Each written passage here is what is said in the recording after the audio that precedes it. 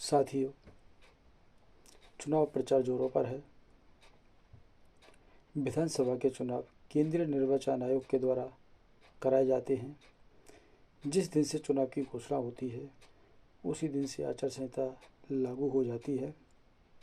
इसके साथ ही पूरी प्रशासनिक तंत्र इस कार्य में जुट जाता है कि चुनाव निष्पक्ष प्रक्रिया के द्वारा संपन्न हो। इसके लिए कलेक्टर, एसपी अपने अपने स्तर पर कार्रवाई भी करते हैं और जिला बदर की कार्रवाई भी होती है, जिससे कि अपराधी चुनाव में दखल ना दे सकें और चुनाव जो है निष्पक्षता के साथ पूरा हो सके।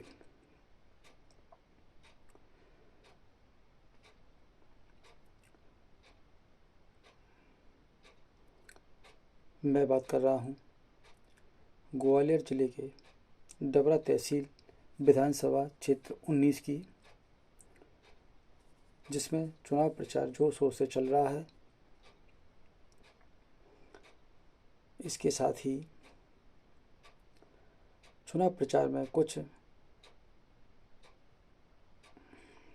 अपराध पंजीकृत व्यक्ति भी हैं, जिनमें मैं आपको बताना चाहूँगा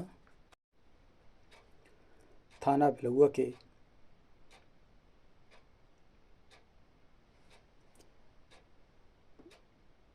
बिलौआ जिला ग्वालियर में अपराध क्रमांक 246/2023, धारा 307, धारा 341, धारा 323, धारा 294, धारा 147 और धारा 148 भारतीय दंड विधान के अंतर्गत प्रकरण पंजीबद्ध है, जिसमें अरविंद शर्मा आरोपी है। वहीं थाना बिलौआ जिला ग्वालियर में अपराध क्रमांक 247/2023 में धारा 307, धारा 428, धारा 147, धारा 148, धारा 294, धारा 506 भारतीय दंड विधान के अंतर्गत प्रकरण पंजीबद्ध है, जिसमें सुनील चौरसिया आरोपी है। इसके बावजूद भी यह आचार संहिता का खुलेआम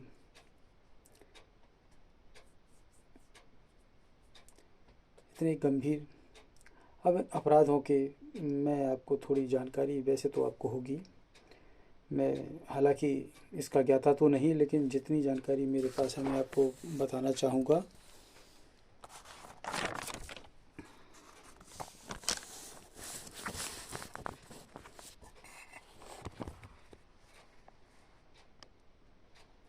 धारा 307 हत्या करने का प्रयास, धारा 341 गलत तरीके से किसी को रोकना,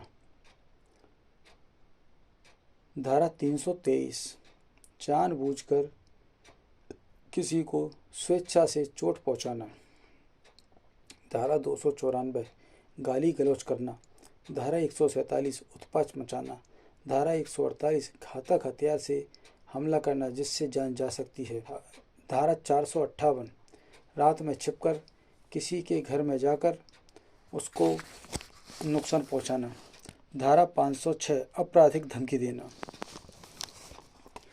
तो ये इन धाराओं के में जो है इन दोनों आरोपियों पर मामला दर्ज है।